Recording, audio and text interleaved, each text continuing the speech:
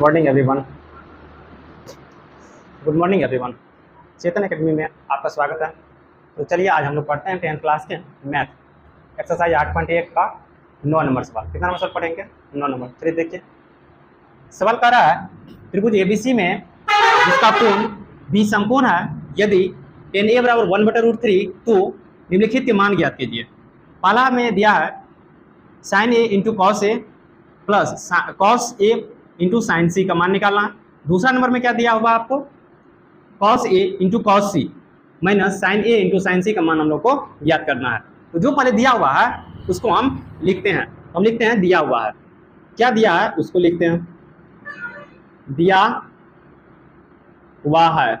क्या दिया हुआ? कह रहा है कि त्रिभुज एबीसी में जिसका बी समकोण है। क्या कर रहा है? त्रिभुज एबीसी में जिसका बी समकोण है यदि tan a बराबर 1/√3 हो, तो यानी कि आपको यहाँ दिया tan a बराबर 1/√3। tan a बराबर क्या दिया? 1/√3। इसके आधार पे आपको क्या करना है? एक समकोण त्रिभुज बनाना है। तो चलिए हम सबसे पहले एक समकोण त्रिभुज का निर्माण करते हैं। तो हम यहाँ एक समकोण त्रिभुज का निर्माण कर लिए। अब आपको ध्यान में देखना है कि जो कह रहा है उसके अनुसार इसका नामांकन करेंगे। हम कह रहा है कि बी समकोण है, तो सबसे पहले आपको यहाँ तो बी लिखना पड़ेगा। क्या लिखना पड़ेगा? क्योंकि कह रहा बी समकोण है, तो इसका मतलब हुआ कि अब यहाँ ए लिख दीजिए, बी हो गया, यहाँ सी हो गया। ठीक है, अब हम ये सजा दिए।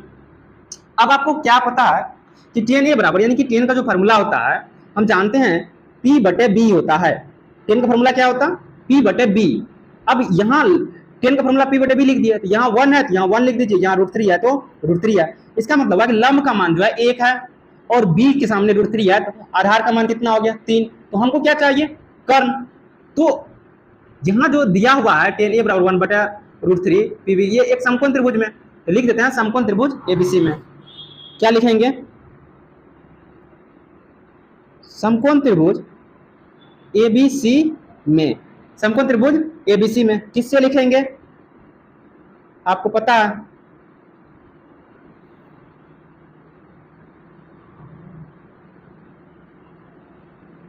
लिख दिए। अब हम लोग क्या जानते हैं कि कर्ण के स्क्वायर बराबर, यानी कि h स्क्वायर बराबर रूट अंडर होता है p का स्क्वायर प्लस में b का स्क्वायर, यानी कि h स्क्वायर बराबर क्या होता? Root under p square plus b square. इतना बात आप लोगों को याद होना चाहिए। ठीक है, इतना बात आपको समझ में आ गया। अब आपके पास यहाँ जो p का मान है, ध्यान से देखिए, आपको जो p का मान है कितना है? आपके पास 1 है, तो यहाँ आप 1 का स्क्वायर दीजिए। b का मान आपके पास कितना है? √3 है, √3 का स्क्वायर दीजिए। क्या इतना बात आपको समझ में आ गया? अगर इतना बात आपको समझ में आ गया तो अब ध्यान से देखिए, यहाँ h बराबर क्या होगा? 1 का स्क्वायर कितना होगा? 1 होगा, और √3 का स्क्वायर कितना होता है? 3 होता है, हम लोग जानते हैं। तो फिर यहाँ h बराबर हो जाएगा क्या? आपको पता है 3 1 4।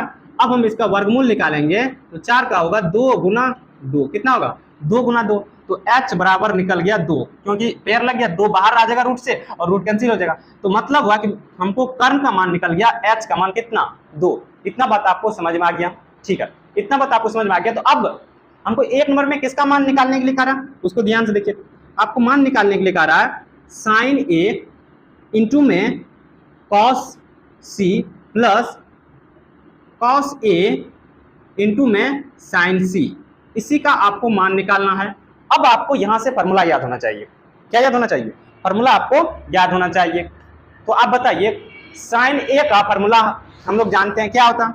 साइन ए का जो फॉर्मूला होता है वह होता है P/, में क्या होता है? h, इंटू कॉस का फॉर्मूला क्या होता है? हम लोग जानते हैं B/h, प्लस फिर कॉस है तो B/ क्या होगा? h, फिर साइन है तो P/h। इतना बात समझ में आ गया। ठीक है, अब आपको ये देखना होगा कि साइन ए, तो जब हम यहाँ a से ले रहे हैं तो इसके सामने जो ये √3 वाला भुजा हो गया, ये इसका लंब हो गया। तो हम यहाँ लिखेंगे √3/, h का मान आपको पता है 2 है, तो उसमें कोई परिवर्तन नहीं होगा। लंब और आधार में थोड़ा परिवर्तन होता है। अब क्या करें? कॉस सी, तो ये जो कॉस सी है तो इसके सामने भुजा ये है, तो ये लंब हो गया, तो आधार क्या होगा? √3। तो यहाँ आधार का हमको मान निकालना था, तो क्योंकि b है, अब यहाँ कर्ण क्या? 2। अब प्लस फिर क्या रहा? कॉस ए, तो कॉस ए का तो इसके सामने की जो भुजा है ये लंब होगा, तो ये आधार होगा। आधार का मान कितना है? 1, क्योंकि हमको आधार का मान चाहिए। h का मान तो आपको पता है 2 निकाले हैं। फिर यहाँ साइन सी का रहा, तो इसके सामने भुजा ये क्या है? लंब। हमको लंब का ही तो मान चाहिए। लंब का मान कितना है? 1 है, और h का मान कितना है? 2। इतना बस समझ में आ गया। √3 को √3 से गुना कीजिएगा तो आपको कितना आएगा? 3। 2 गुना 2 कितना? 4। 1 गुना 1 कितना, 2 गुना 2 कितना 4, 4 4 कैल्शियम लीजिएगा कितना होगा 4 4 का 4, यहाँ कितना होगा 3 4 का 4 1, 3 1 4 बटे 4, 4 4 भाग दीजिए 1। तो इसका मतलब क्या हुआ, इसका मान कितना आ गया आपको 1 आ गया, तो इसका आंसर आ गया 1। क्या ये इतना बात आपको समझ में आ गया? देखिए कितना ही आसान सवाल है और आप समझ भी गए होंगे अच्छे से, समझ गए होंगे। अब हम इसका दूसरा जो नंबर का सवाल है उसको बनाते हैं, ध्यान से देखिएगा। दूसरा नंबर सवाल में क्या लिखा हुआ, दूसरा नंबर सवाल में लिखा हुआ cos A इंटू में cos C into sine A into में साइन C। ये आप लोगों को दिख रहा होगा अच्छा से, बोर्ड से बाहर नहीं जाता होगा, ठीक है, अच्छा से दिख रहा। अब यहाँ देखिए cos का फॉर्मूला आप क्या लगा सकते हैं, हम लोग जानते हैं cos का फॉर्मूला जो होता है वो होता है b बटे में h, फिर cos C दिया तो इसका भी फॉर्मूला क्या होगा b बटे h, माइनस साइन का फॉर्मूला हम लोग जानते हैं p बटे h, इंटू फिर साइन दिया तो p बटे h। यहाँ कौन चेंज है cos A, तो यहाँ फिगर में ध्यान से देखिए cos A, तो इसके सामने एक बुझा ये लंब हो गया, ये आधार हो गया, हमको आधार का मान चाहिए तो आधार का मान है 1 और कर्ण का मान कितना है 2। फिर देखिए cos C, तो इस ये कौन है, इसके सामने बुझा ये लंब है, हमको चाहिए आधार, आधार का मान कितना है √3, तो यहाँ लिखेंगे हम √3, कर्ण में कोई परिवर्तन नहीं, कर्ण 2 लिख देंगे माइनस। अब फिर यहाँ देखिए साइन A, तो इसके सामने बुझा ये लंब हो गया, तो हमको लंब चाहिए, तो लंब का मान कितना है √3, यहाँ लिख देंगे, कर्ण में तो कोई परिवर्तन, कर्ण 2 रहेगा।